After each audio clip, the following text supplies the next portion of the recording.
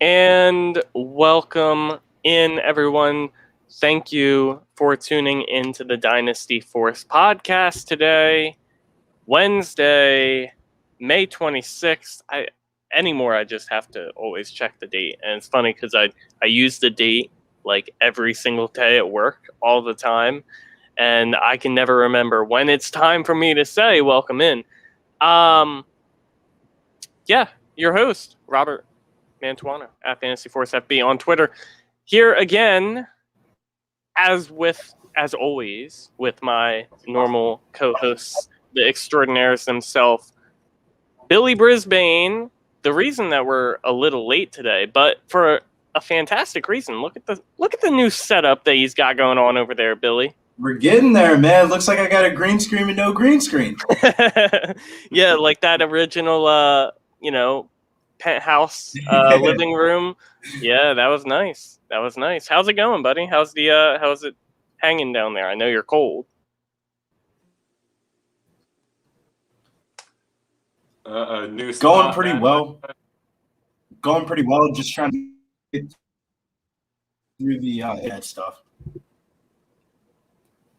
Looks like Billy may still be dealing with some technical difficulties that he was dealing with over in his old spot as well. But nonetheless, I have another co-host that I can ask how he's doing here. Trey at FF Superflex Guru.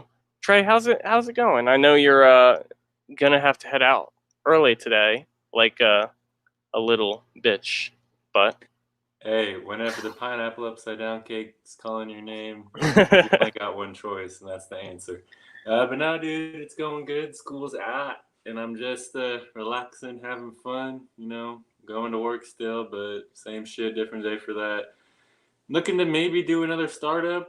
I know you got one going. I saw that you were maybe trying to get Shane. If we don't got Shane, then I might have a friend that's possibly interested. I haven't asked him, but he's been asking me to do a startup for a while. But well, you should ask him because Shane has not responded to me. But hey, classic. Yeah. So if you're looking to do a startup, hit me up, and I'm looking to get one going. So Oh, and this is the perfect podcast for that because if you're listening, you're obviously a fan of the Dynasty community. So why not join another startup here with one of our hosts? Come on, why not? Bill, I'm sorry that your connection was funky before. How are you doing? I guess I should ask again. Doing pretty well, just trying to get through, when you move different destinations and you got to reset up all your electronics and technology stuff. So we're just going through a trial and error. Waiting for some games to come on tonight, smoke some weed, man, and get back to normalcy. Yo, what's the Billy bet for tonight before they get going here in an hour? If you want, I know you're a Philly boy. If you want a plus money shot, we're taking Tobias Harris over 1.5 threes at plus 115. Ooh, that sounds like a good bet. Didn't he just go off for like 40? Yeah, he had a pretty good game against the Wizards the first game. I'm excited for the playoffs. The baby dinosaurs aren't in there, so we ain't got nothing to worry about. Poor Rob. Yeah, but 2019 NBA champions, Toronto Raptors. I feel Luka's got something to say to that, man. They're about to get the brooms out on the. Yeah, Kawhi not enjoying these playoffs so far.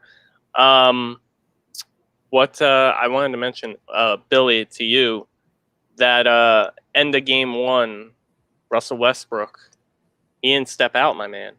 And how do you feel about this situation where it would be a whole different game if the refs had called that right?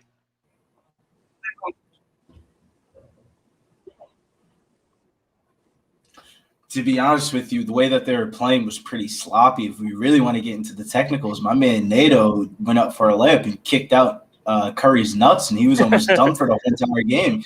I got the notification Curry has gone back into the locker room. I've never seen somebody get hit in the nuts and had to go back to the locker room. It was big balls, dude. The Currys might. The Currys might. Currys do. Hey, bro. All right, guys. This episode, as Is you can brought tell to you by the title, I wish. Brought to you by my McDonald's soda that I Hey, there have. we go. You know, when the pregnant wife asks for a McDonald's Coke, you gotta get the pregnant wife a McDonald's Coke. So, brought to you by the Golden Arches themselves. Anywho, Dynasty rankings on this episode. We did running backs last week, so if you missed that, you want to check that out. You can find that on our Twitter at Dynasty Force Pod, or you could check that out on our YouTube Dynasty Force Podcast. Obviously, on all listening platforms as well as Dynasty Force Podcast. But you know, when you watch on YouTube or Twitter, you get this nice visual. I have the rankings up here. I have them separated. They should be good enough for you to read, but if by chance you can't, the left side, at least from the way I'm looking at it, and I imagine that's the way that you're looking at it as well, the left side is me. Then over going towards the right, it goes Billy, Trey, and it ends with the consensus ranks for all three of us. So let's start it off with the little quick question, and it's a similar quick question to what I had last week, and I'll shoot it to Trey first.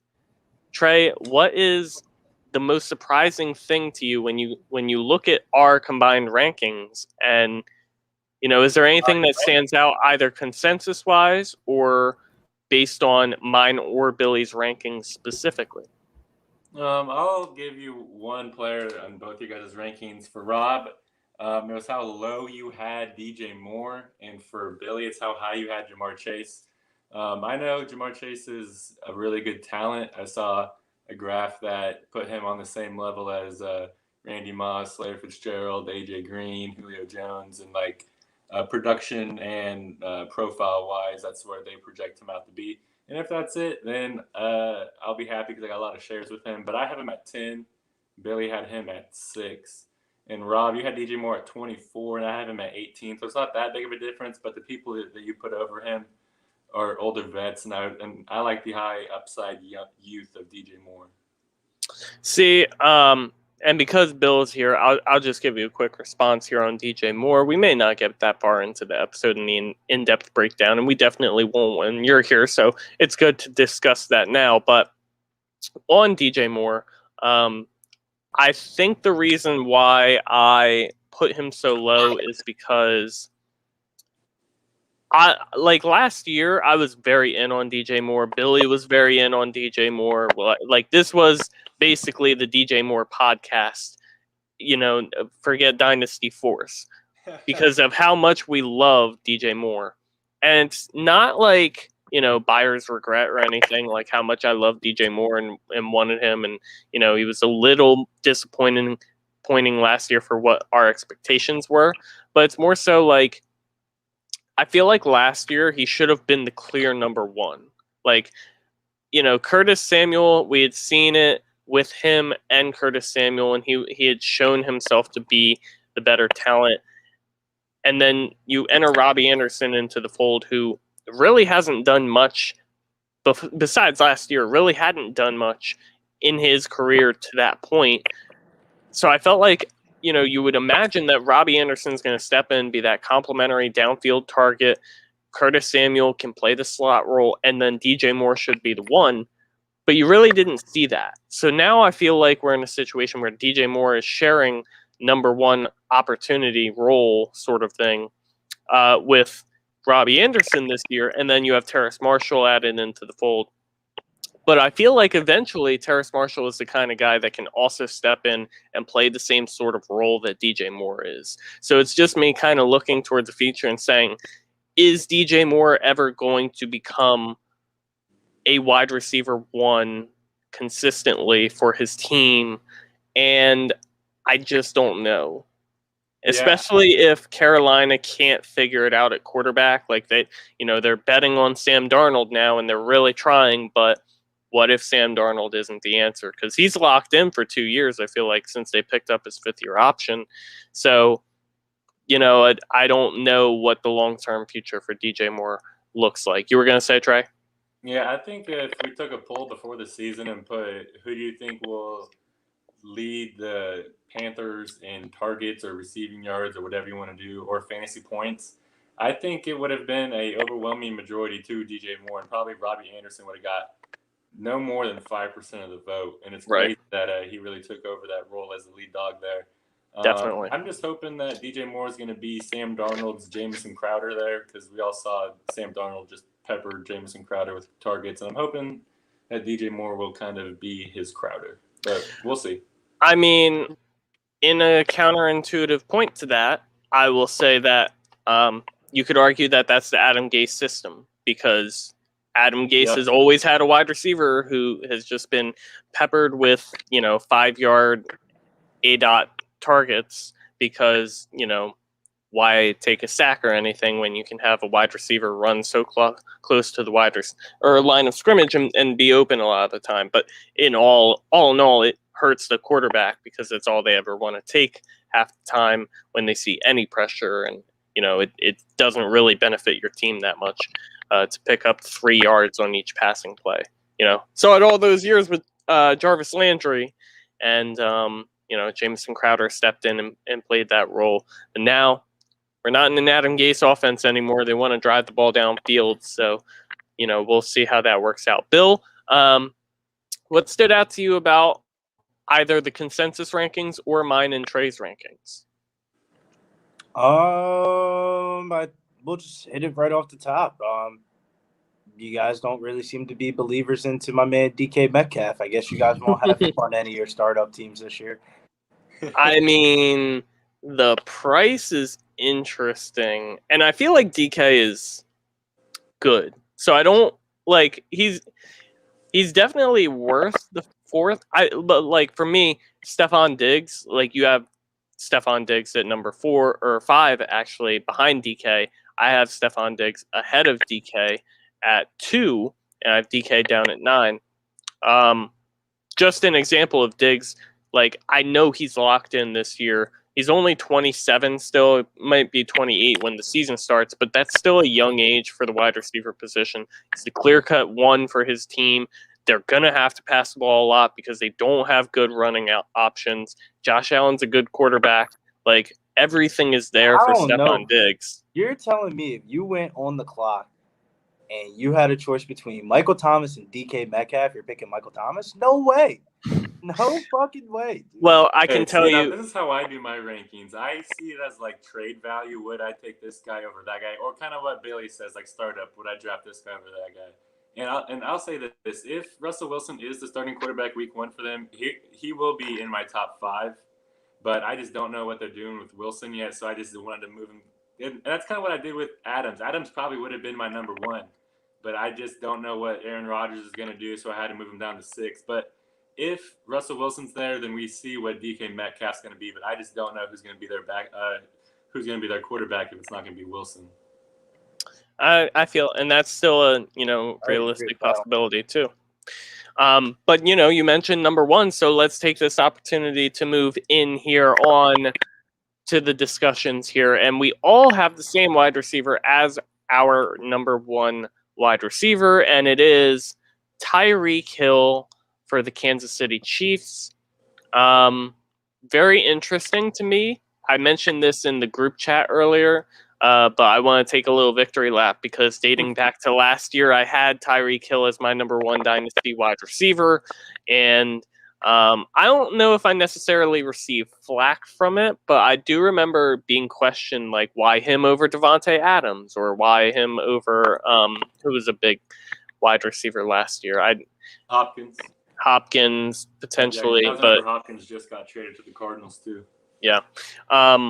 So, I mean, I do. Devontae Adams was the popular number 1 last year, and I went with Tyreek Hill because I knew he had the offense. I wasn't sure about Aaron Rodgers. And now, look, it's funny this year because Aaron Rodgers coming off of an MVP season, and we still don't know about Aaron Rodgers, even more so than last year. So, it's funny. That's what's forcing Devonta Adams to fall.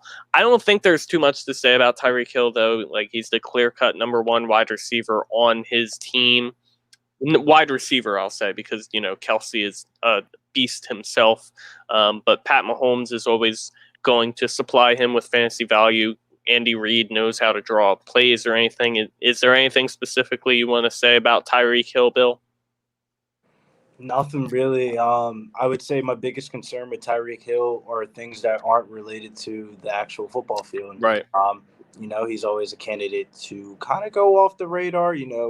Wide receivers are prima donnas, so I don't really have it factored into his ranking. That's why he's number one. But if this was a couple years ago, man, people would definitely bring up the character concern thing, and that's always something to think about in the back of the head when you're drafting a receiver with so much draft capital in dynasty leagues and stuff like that. Yep, you're not lying. So I'll take that opportunity. I think that's the one point against Tyreek Hill, what you mentioned. So I'll take that opportunity to move on here, and we'll see if we can cover as much as possible here in number 2. A.J. Brown, wide receiver for the Tennessee Titans. His average is actually number 3. He is 2 for Billy and Trey, and I feel like a hater here because I have him at 5. I really don't feel like I don't want to feel like a hater, though. I like AJ Brown, but I think I'm the most realistic on a potential possibility for Julio getting traded to Tennessee. I feel like that trade makes the most sense for, Julio wants to win. He wants to go to a team that wants to win. Tennessee has a desperate need for a wide receiver too, and I feel like when you look at the situation of that Tennessee offense, if you add Julio in this year, that offense just takes a major step up.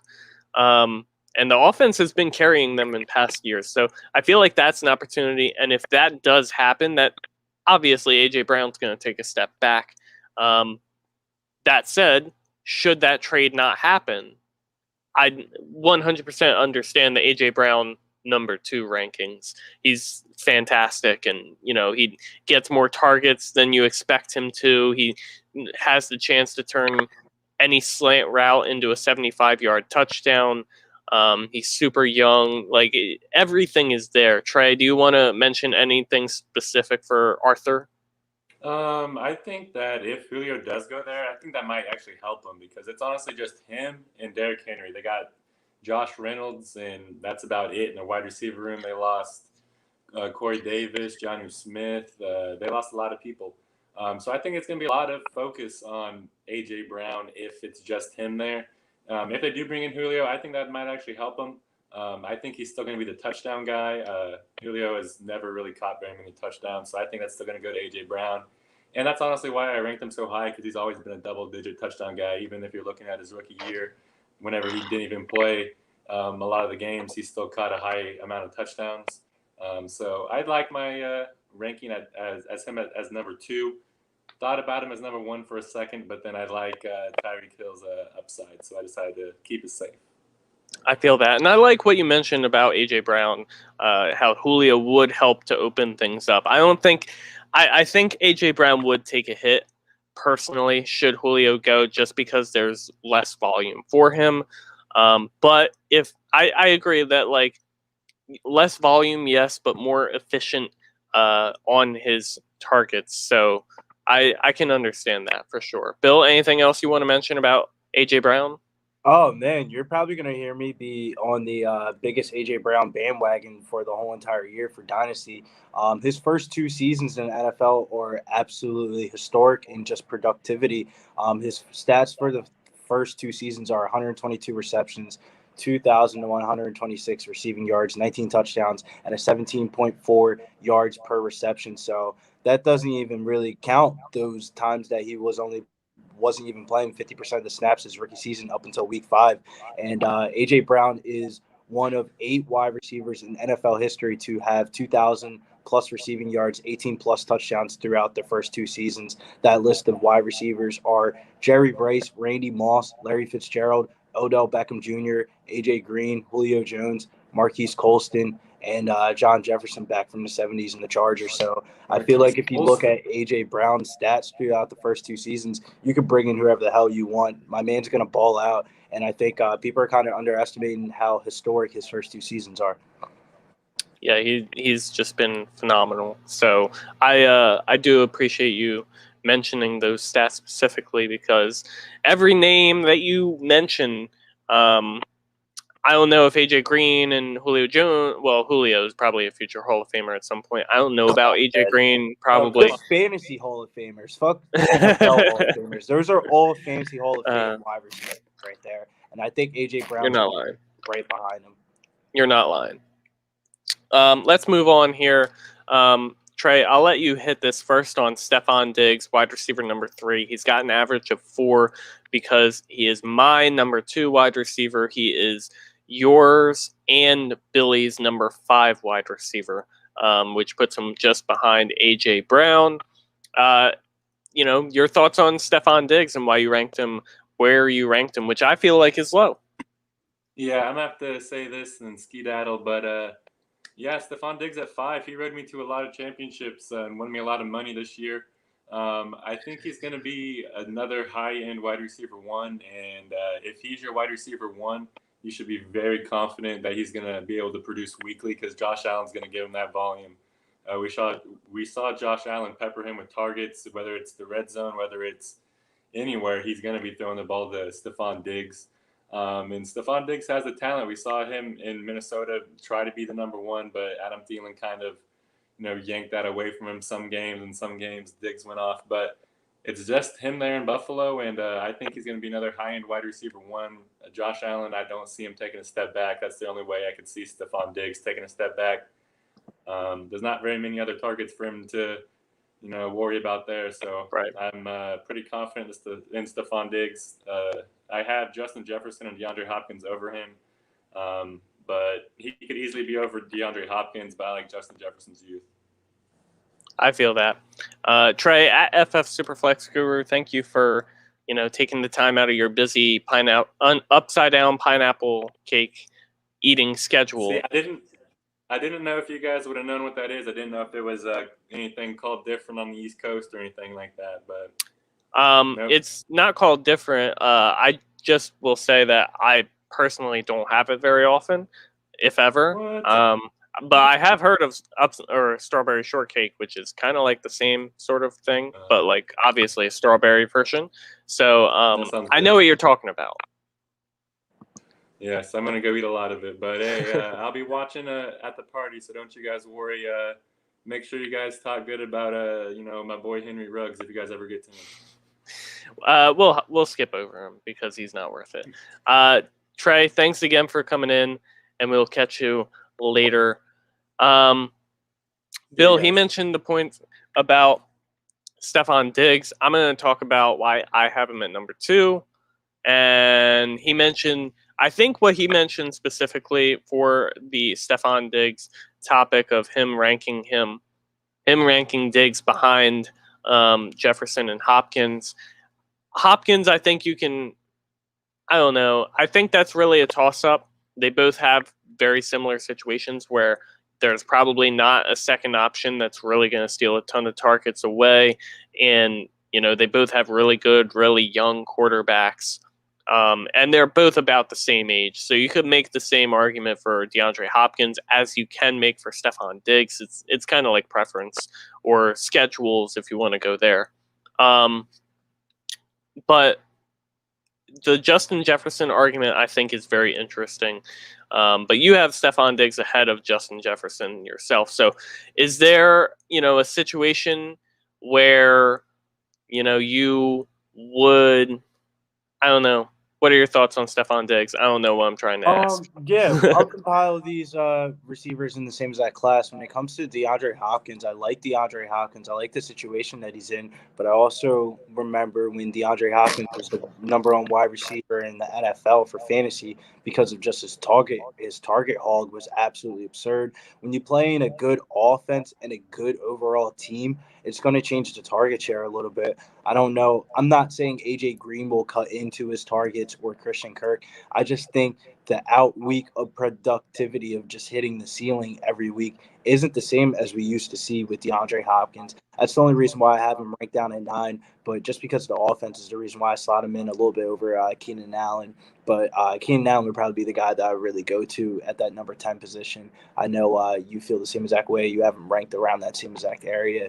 And then when it comes to Stephon Diggs, I like Stephon Diggs. Is just I don't know, man. There's something about the first 4 receivers that I feel like there's a little bit of a tier break.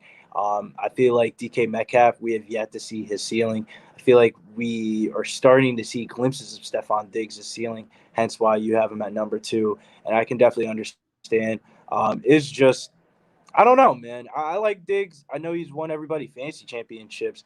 It's just there's a lot to be desired, I feel like, more. And I don't know. Maybe I'm kind of overthinking the Stephon Diggs thing. No knock against him. I like all the receivers in the same exact range. I already have Calvin Ridley ranked, regardless if Julio's on the team or off the team. He's going to be number 8 for me, around that same exact range as you. I think the more interesting question is when we start getting into these teams, because when you start getting into the teams, into the rankings, is when you start getting a little bit different. And then once we get into the 20s, we're going to see people start taking their shots. Like, I actually should have said this. One thing that surprised me is that you have Adam Thielen so high in a dynasty draft instead of that seems like a redraft ranking, not a dynasty draft ranking for Adam Thielen.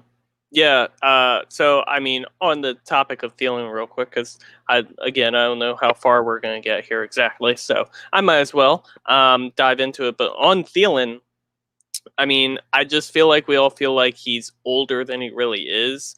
He's 30 at the moment, and I believe I'm going to bet this to make sure, but I believe he's turning 32 or 31 mid-season, actually right before the season starts because his birthday's in August. So, you know, he's still young by a wide receiver standards.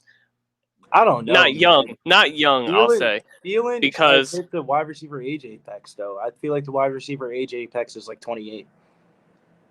Yes, I feel like that's your peak, yeah. But at the same time, I don't feel like he's about to just drop off anytime soon. I feel like his next few years, you know, and I think it's smart to look at Dynasty through like a 3-year window. I think definitely for the next 2 years and probably even 3, I would say, because I think Thielen enjoys being on the Vikings, enjoys the team that he's on and all this. I think he's going to stay there and continue to be productive for the better half of these next 3 years. My only concern would be beyond those 3 years, but I'm not too concerned about it at the moment.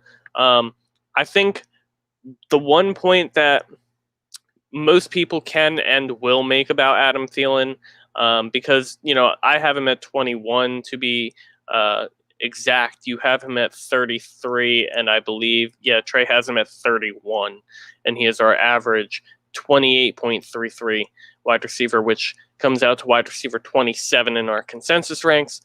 But I think the one point that a lot of people can and will make about Adam Thielen is Justin Jefferson, the rising star that he is, how he's going to be the clear number 1 wide receiver on the team, and all this. But Thielen received more red zone targets than any wide receiver last year. He caught 14 touchdowns with those targets. He's involved. He's still heavily involved, and it's in a good way for fantasy. Touchdowns are one of the best things for wide receivers because obviously 6 points. Like, you know, you can bank on that being one of the bigger parts of Thielen's production. And if you can bank on that, I feel like he's still going to be a productive wide receiver, like I said, for the next 2 years. He's not the number 1, I'll admit, but because of his touchdown volume, because it's an efficient offense, because of how much they run the ball with Dalvin Cook and how effective he is and all this, I feel confident in Adam Thielen and his ability to produce strong wide receiver 2 numbers for the next few years, even with Justin Jefferson in the offense. So, like I said, not the clear one. So, you know, obviously I'm not going to be too outrageous, but I'm not just going to, sell so quickly because he's getting above 30, And I feel like that's everyone's instinct. Once they hit 30, they're dead in the water. But especially a wide receiver, and especially a wide receiver who came into the NFL at a later point in his career, I feel like he can last a bit longer. So you never know if that's Jordan Nelson. yeah, you're not lying. That was just a troll. So I'll hit our top 10 real quick, our consensus top 10, and we can get into the teens because it is more exciting in the teens, like you said, the differentiation, things of that nature. Tyreek Hill was number 1. A.J. Brown, Stephon Diggs are the 3 we mentioned. Actually, I lied. I want to talk about our number 4 wide receiver here, which is Davante Adams. 4.33 average because I have him at 4. What's that? I don't want to talk about Adams like that because we're just speculating a situation. And one of the things I hate watching on a fantasy football podcast is like when people try to speculate a situation. I don't know, man. We don't because we don't know out of Love. We don't know we're gonna get out of Rodgers, but I don't think that really changes how I feel about Davante Adams. To be honest with you, like, yeah, I like him a little bit more than Aaron Rodgers, but so does everybody. But I don't know, man. I feel like that's a situation that we can't talk about this soon in the summer. Okay, then how about instead I ask you a quick question of what are the odds that Aaron Rodgers is a Packer for the 2021 season? I think ESPN's having problems with putting out some news stories, and I think it's pretty high that we see Rodgers back inside a Green Bay Packers uniform. When you look at the structural contract way of things working, where is he about to go?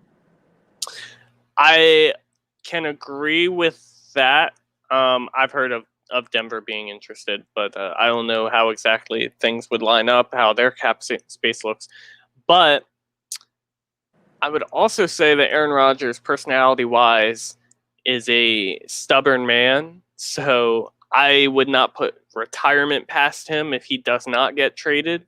So I feel like he's made plenty of money in his career. He's, won a Super Bowl. He's probably done most of everything that he ever wanted to accomplish. And obviously he's going to be a Hall of Famer. So, does he really need to continue playing football? Like, obviously you want to, but under his situation. So, it's up to him. I'm just saying I wouldn't put it past him to retire if he is, still a Packer come preseason. So,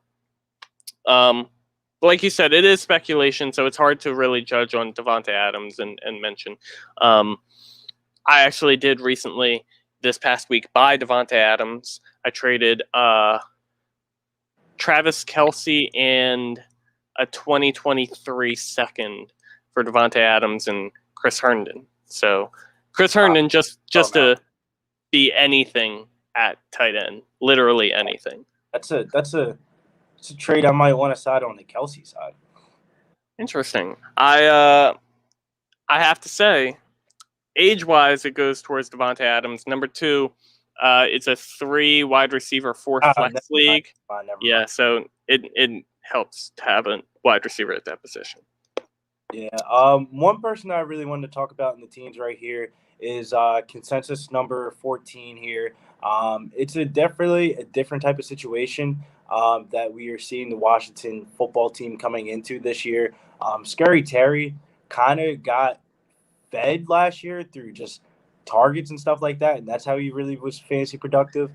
This year they kind of have a new guy on that team. His name is Curtis Samuel, and they also have Ryan Fitzmagic. I think people are kind of sleeping on Terry McLaurin this year, and I think we all are kind of on the same exact page as buying high on him. I think the lowest person that has him ranked is you. I think he's a wide receiver number 1. I think he makes a lot of sense to draft this year, but I also can make an argument that I think he's a better redraft player than Dynasty League. Yeah.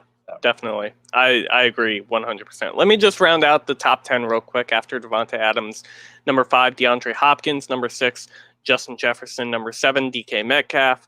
Number 8, Calvin Ridley. Number 9, Jamar Chase. Number 10, Michael Thomas. 10 was actually a tie, Michael Thomas and Keenan Allen. And right before Terry McLaurin, we had CeeDee Lamb at 12 and Allen Robinson at 13. So Terry McLaurin here, the consensus number 14 wide receiver. And as you mentioned, I have him the lowest at 16. So not that much lower. I'm the highest at 12, and then Trey was right in the middle at 14. Like you said, you can make a better argument that he's a great redraft wide receiver. I might even have him, as a wide receiver. I probably will have him as a wide receiver 1 in redraft because I love the talent of Terry McLaurin, and I think Washington is going to be a good offense this year. He is the clear number 1, even with the addition of Curtis Samuel. But what happens beyond this year at the quarterback position for the football team? Because as you mentioned, they're going to be, they got an elite defense. They have, a serviceable quarterback now in Ryan Fitzpatrick. They have 2 good options at wide receiver, something they didn't have last year. Antonio Gibson, another year of, learning and becoming an actual running back. So I feel like this is going to be a really good football team. If I had to put money on someone winning the NFC East right now, it would be Washington. So what's that? You better do that now. Dude, I think that's one of the teams like the Jaguars that are going to be fantasy good but real life bad. You think Washington will be real life bad? Yeah. I just feel like last year the defense carried them. Fitzpatrick's always a 500 quarterback. Yeah, but have you ever seen a Ryan Fitzpatrick team with? Have you ever seen Ryan Fitzpatrick have a good defense? What's the defense if you're throwing interceptions? I don't know, but I mean, okay, but who's gonna top them in the NFC East? Dallas, Philly, or New York? I agree, though. That's why I said if you feel that way, I would bet that because that's a really good bet. Yeah, it reminds me a lot of last year around this time. We're speculating. A couple of my brother's roommates worked at like fancy football companies and stuff like that, and we thought the Cardinals are going to win that division. And I feel like it's the same exact type of odds and stuff like that. I don't think anybody's running to their DraftKings website to bet the Washington Redskins to win the NFC East. And I think you're going to get value on that before somebody puts like a $10,000, some random bullshit like that on. Yeah, I feel that. I just digressed a little bit. I'm sorry. No, you're good. You're good. It's a good kind of the dynasty football podcast, but we talk about betting enough. This could be the dynasty betting podcast as well. So no, I feel like the people appreciate that as well if they're thinking the same thing as I. I don't really think I mentioned anything bad about Terry McLaurin. Oh yeah. Long term, like we were talking about, what happens after this year? Because if they are a playoff team, they're going to be in the same position as they were this year, where they're drafting too late to get a good quarterback, and you kind of just got to figure it out. Class either. What's that? I'm not really too high on this upcoming quarterback class. Yeah, this one was the good one. Right. You have I can't remember his name at the moment. Sam Howell. Actually, I just remembered his name, and I think there's another good quarterback that I can't think of at the moment. But besides that, there's very little at the quarterback position this year, so not the same. Yeah, we'll move on here. Terry McLaurin, our consensus 14. I guess it's my turn kind of to talk about someone. I'm not really going to go by consensus rankings, though. I'm going to go by your actual rankings, where you have Jerry Jeudy as the wide receiver 18. For comparison speaking, I have Jeudy as the wide receiver 28, and Trey has him ranked the exact same. Jeudy is our consensus wide receiver 24. So, yeah, you wanna go into that? Him being 18, that's spicy. I don't know, man. I feel like this is one. It's definitely spicy, but I love it. I think it's one of my favorite buy low spots for like second year wide receivers. Man, I just feel like Jerry Jeudy is coming kind of at a value right now. I don't think a lot of people kind of want to buy into the Denver Broncos offense. Jerry Jeudy had a legitimate problem last year with drops, but it's possible that we already have seen the worst. We got the rookie lumps out. And a lot of the times, man, you really don't understand that people just need to relax. Not everybody's going to be Justin Jefferson coming right out Yeah.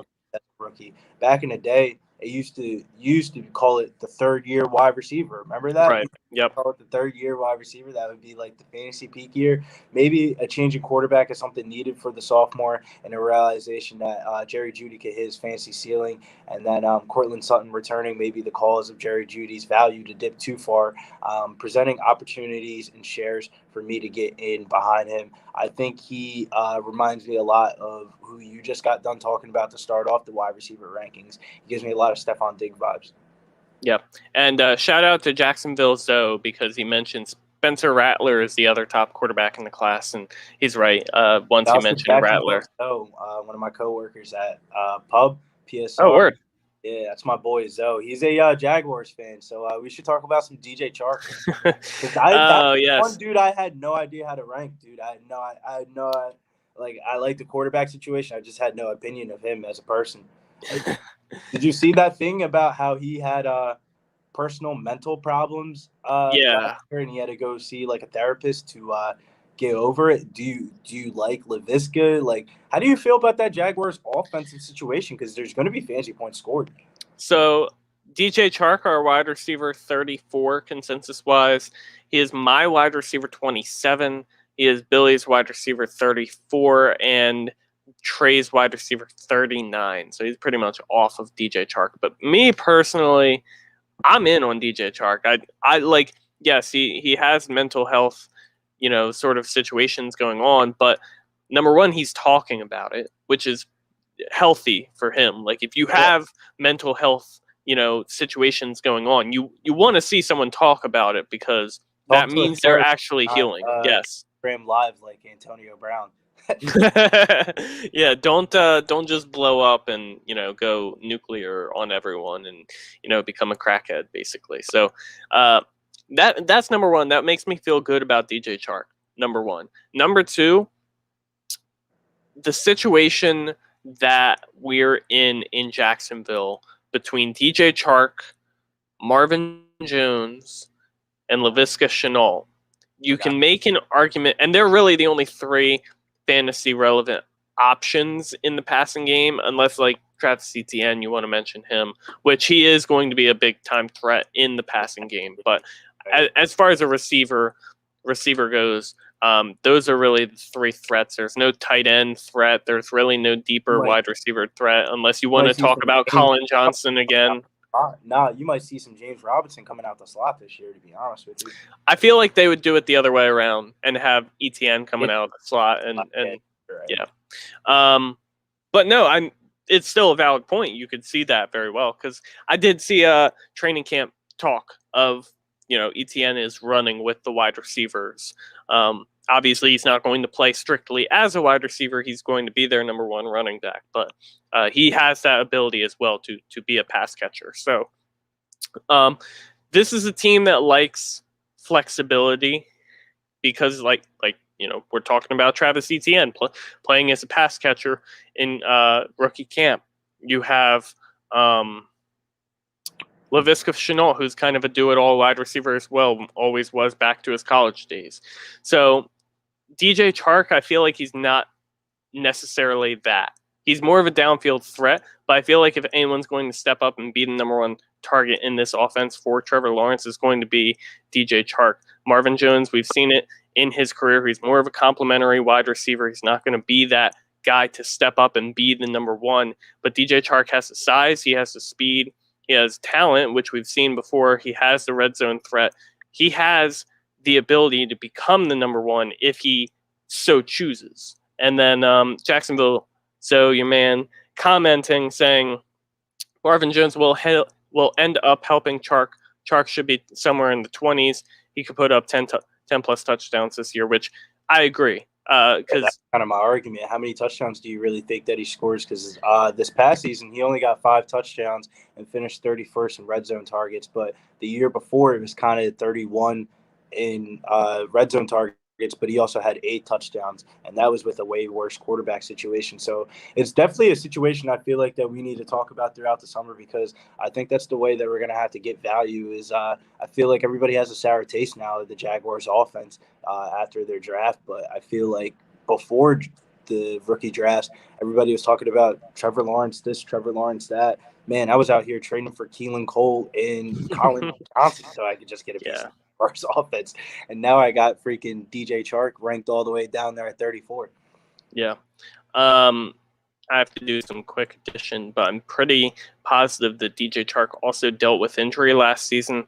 He played 13 games, and like you said, last season at the quarterback position, we had high hopes for Gardner Minshew, but dude, I'm looking at his injury report right now, dude. Chest and injuries, yellow, medium, week 2, ankle sprain, week 5, ribs injury, week 11, shin injury, week 16. So last year might end up being like a Gardner Minshew isn't who we thought he was. Crumple up a piece of paper, throw it out there, and let's buy back into the Chark bandwagon. I think we should. Because like I said, Marvin Jones isn't the number 1 type of guy. Laviska Shenault, I feel like Laviska Shenault, but the price that you're paying for DJ Chark right now, it's cheap. No one, so many people are out here not that they're disagreeing with us, but they're not actively going out and buying DJ Chark. Like, you have him at wide receiver 34, and it's not like you're saying like, oh, DJ Chark sucks, I don't want him on my team, but you're saying like, you're not as high on him as like his ceiling could show. Because really, if Lawrence hits this year the way that Herbert hit last year, and he definitely could because he's that talented. Right, it's facts. If he does hit this year, and Chark is the number 1, because I believe Chark will be the number 1 wide receiver on this offense, then Chark very well could be a top 15 wide receiver, maybe even better. So, when you look at it that way, the downside is he's still very involved for a good quarterback. So I feel like at the very least he's going to be a top 30 wide receiver. And Jacksonville so adding in, don't draft Tebow. So it's crazy though. In my dynasty leagues, dude, everyone's drafting Tebow. Everyone's hitting the waiver wire for Tebow. It was fucking flowing, dude. People cash flowing on Tebow, absolutely ridiculous. And then I even scratched my head one morning. I was like, Tebow's not a buy. I saw him in the waivers and one thing. I was like, am I really about to add Tebow? And then I ended up picking Zacchaeus, and then that Julio stuff came out.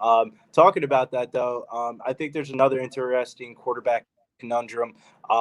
Is this Pittsburgh wide receiver situation, man? I didn't really know how to go about it. How do you feel about the conundrum of Deontay Johnson, Chase Claypool, and Juju? Because those are 3 wide receivers that have the ability to be productive, but is Big Ben going to pull a Drew Brees on us this year and not be able to throw the ball down 20 yards? Because it happened at the end of last year, and that's the reason why Deontay Johnson was so valuable. And it's a team that I'm kind of high on, but it's also a team that I'm absolutely dead scared for Dynasty, because we're on the wide receivers. But man, you can make a case for Travis Etienne being more valuable than Najee Harris after the rookie season because of how bad the Steelers situation can look a year and a half from now.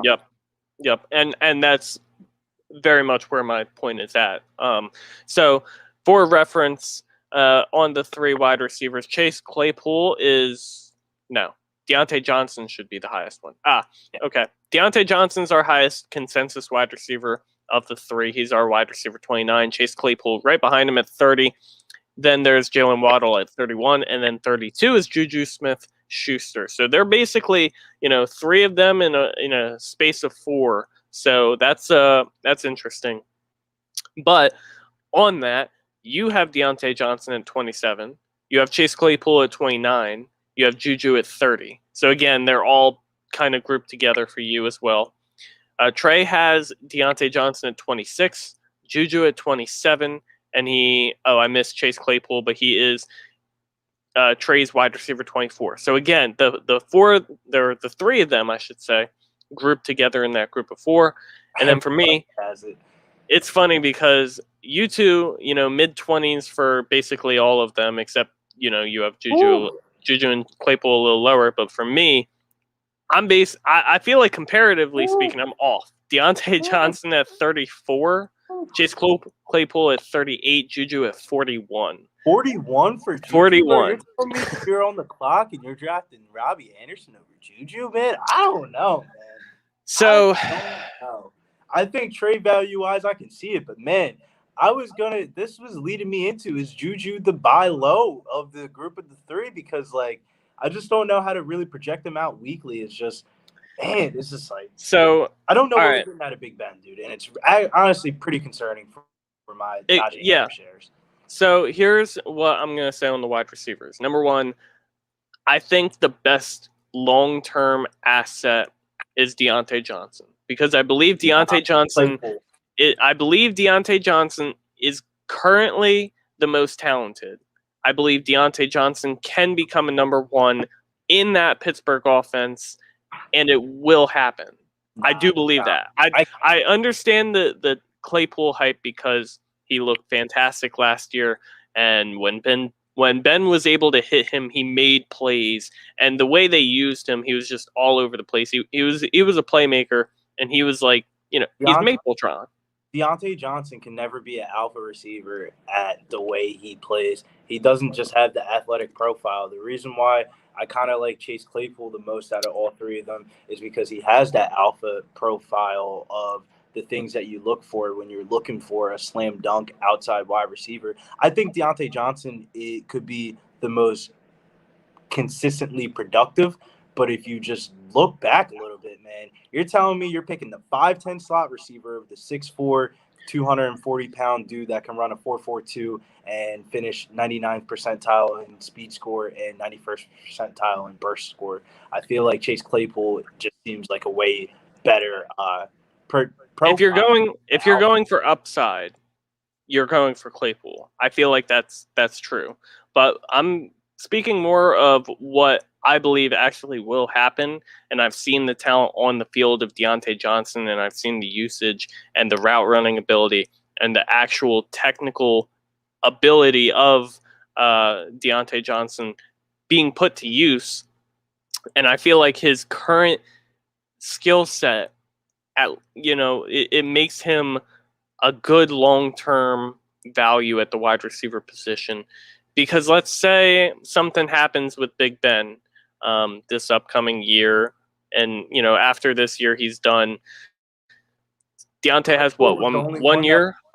No, Claypool was the only one that was fine because he was getting those red zone end around touches and stuff. Because James Conner sucked so bad. Well, actually, in PPR leagues, Juju was fine because he was getting like the line of scrimmage screens. Yeah. But can we agree? Like you said, Juju's kind of the buy low option in this offense, but there's a reason for that, right? Like there's a reason for it, but there's still just a glimmer of hope that it's the guy that we all fell in love into that we're dancing on TikToks and stuff with. And absolutely. Juju's starting to fall into a Odell Beckham category of where you just don't even want to rank or have the dude on your team right now. Yeah. But I don't know. Which is why I have him so low, honestly, because like if he had signed. So he had the opportunity to sign with Kansas City, Baltimore, or Pittsburgh. If he had signed with Kansas City, I would be in love with Juju right now. Juju would be a top 10 wide receiver, probably. He would, yeah, especially in redraft. But man, he would be so hyped up and he would be so excited. Which obviously then you would have to sell Juju because he, if he doesn't hit on that value, you could just return on, and if he does, then But anywho, this is all speculation. But anyway, man, I just feel like Juju is like he has had the best season of the three. Like if we're talking single season, who's done the best, or just career, you look at who's done what and who's done the best. Juju has done the best of all of these three wide receivers, and yet Juju is the guy you want the least because outside of that one season, what has he really done? And then last season, you saw Juju was healthy. He had the opportunity to step up and really become the alpha of the offense, and it just wasn't like that. He was just kind of the short end wide receiver target that they would use for screens and running the ball through the air. Like, it's hard to compare because it's hard when you have three wide receivers that, I'm not going to say you don't want any of them, because obviously you want them. Like Deontay Johnson, you want him on your team. You want Claypool on your team. I'll say you want Juju on your team. But I mean, in the end, doesn't feel like it, man. Yeah. Like it's such a weird situation to be a part of. You have them ranked Deontay, and then Claypool, and then Juju. I have them ranked as Deontay, Claypool, Juju, and then That's not a Trey. Anything like that. That's just because I feel like I'm with you when it comes to those three. I just rank them how I would rank them in redraft, and I think that obviously we can all kind of get to a consensus that we think that Deontay is going to be the consistent, productive. Like you can project out Deontay Johnson week to week and know where you're getting compared to like Chase Claypool is just rolling the dice. Does he score? Yeah. Definitely. And then there's one more wide receiver that we'll talk about today that I really wanted to mention here. And it's going to be Devontae Smith, wide receiver for the Philadelphia Eagles. I know you're listen, man, I have no choice. I know you're not hyped about this conversation. You're not excited to make this talk. But when you place him at wide receiver 19 like you did, you just know it's got to come up. You just know it. He's our consensus wide receiver 20, tied with Cooper Kupp. And Billy has him at 19. The highest, Trey has him at 20. I have him at 26. So I guess I'm kind of the hater of the group. But I felt like I was going to be high on Devontae Smith coming in. So, hey, man, floor is yours. Oh, man, when it comes to Devontae Smith, it just seems like the way we are resetting up our offense is way different than we have ran years before. Wait. We, which means you are an Eagles fan still, I'm right? not an Eagles fan. I'm from the area. I can't help but from being from the area. I don't know what I can do about that. I live where I live. Have you or have you not been an Eagles fan in the past 2 years? It's the new era. I'm not new coach is not selling me. But when it comes to Hurts, man, I feel like you just want to pair your quarterback with a Konami code. And Devontae Smith is gonna have the opportunity to be the alpha. It's already said in early OTAs that we're gonna see slot Rager finally have Rager coming out the slot. I feel like you always put your fastest receiver in the slot. My only concerns with Devontae Smith is things that don't have anything related to do with his stats. If you look at his body frame, the dude's legs are skinny as hell. I don't know how durable he's going to be, and that just seems like a typical Eagles wide receiver that gets hurt. But I'm naming the negatives. But if you look at the numbers and you project it out, okay. At 18th, the 19th rank in Dynasty is a good buy. If you're in Dynasty rookie drafts and you're at the end of the first round, you get him around 9 to 10. That's a good value. I was in my home league, and man, you know what they say about the home leagues, man. People go higher than usual. And dog, Devontae Smith got drafted over Jamar Chase. Whole draft drop, bro. It was like mic drop, boom. Everybody was trading, boom, boom, boom, boom, boom, boom, boom, trying to get up to get it was ETN and Chase were both on the clock, man. Absolutely wild home league draft. So shouts to any of the homers that are listening out there. Josh absolutely fucked up picking that fourth. But that just I think that is his ceiling though, is like top 10 wide receiver just off of just the fact that the Eagles could suck this year and be in a lot of passing situations. Yeah. I think Hurts has a lot to be desired that we haven't really seen from this year's sink or swim season for him. Oh, that was a tongue twister. Yeah, here's one thing that I am going to, well, not one specifically, but a few things I'll say in favor of Smith. Number one, especially a wide receiver production tends to lead to NFL success. If you're good in college, you really tend to be good in the NFL if you're looking at historical data in order to try and predict talent and all this. Number two, I feel like the skill set of Devontae Smith fits in well with what the Eagles needed for an alpha. What he can actually do. He can run routes really well. He can do things at all three stages in the passing game. He's able to run after the catch well and just be an all-around wide receiver, which is something they didn't have on the roster before. Jalen Reagor, especially back in his college days, he's just more of a deep threat. And there's nothing wrong with that. It's helpful for your NFL team and all this, but it was really hard to imagine Jalen Reagor stepping up and becoming the clear number one on this team this year. So I feel like Devontae Smith is a big help to him to, allow him to play a different, he's playing primarily from the slot this year. So that's a big help to him specifically too, because I feel like Reagor is going to succeed as a slot wide receiver and open things up for Devontae Smith. Now, Hurts, as you mentioned, left a lot to be desired in the passing game. But if you see everything about Jalen Hurts on social media, wherever you can basically see anything on Jalen Hurts, he is a determined man. He is someone who is going to take this opportunity and do everything in his power to capitalize on it. And he knows if he succeeds, then you can literally make a living off of football, which is, it's crazy. Like currently he's making, he may top out on his current contract at $1 million salary, which is still a lot of money, but you might not be able to make a living off of that. But if he's able to succeed well in the NFL, make a second contract, then you definitely can. You'll never have to work again because you'll just be paid so much money. And that's something that's going to keep him striving. So everything that I see about Jalen Hurts tells me that he's someone who's going to put in a lot of work to become a great NFL quarterback. And now he's got a good situation in him with Nick Sirianni. You may not be big on Sirianni.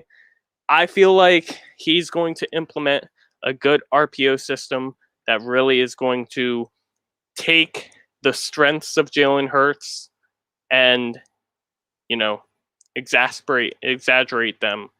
I guess exaggerate is the right one. Make them as great as they can be.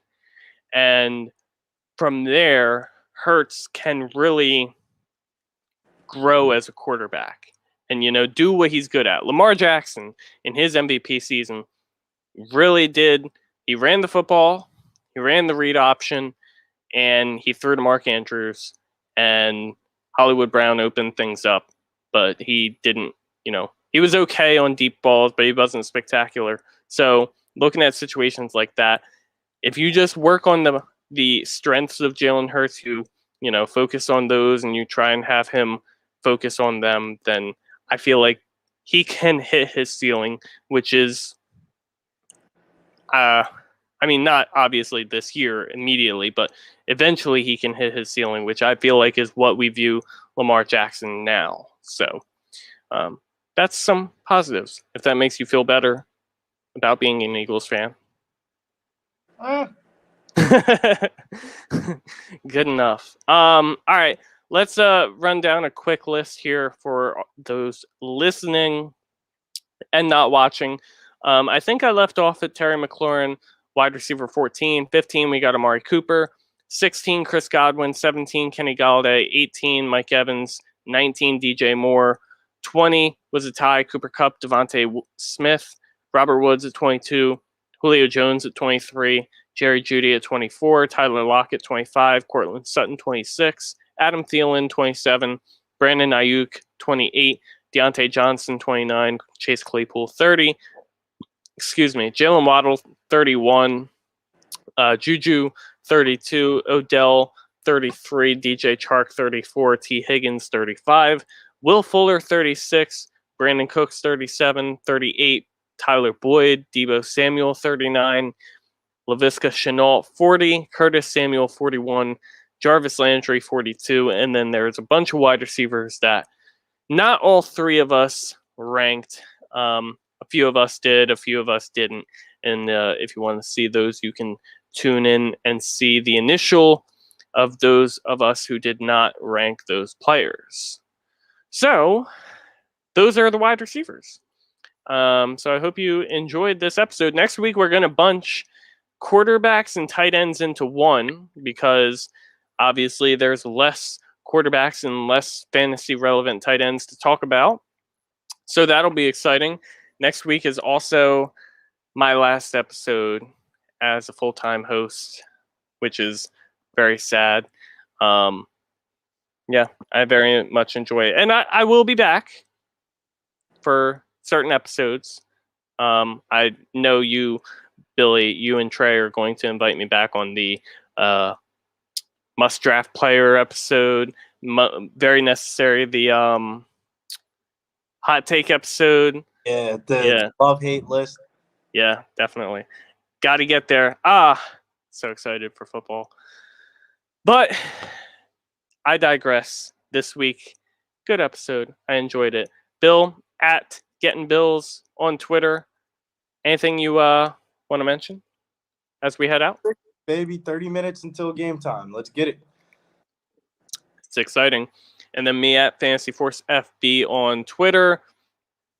Yeah. Hope you all enjoy this upcoming week.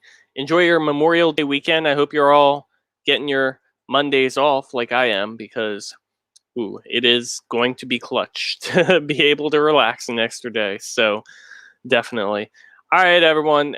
Thank you again for tuning in, and we will see you next week on the Dynasty Force podcast.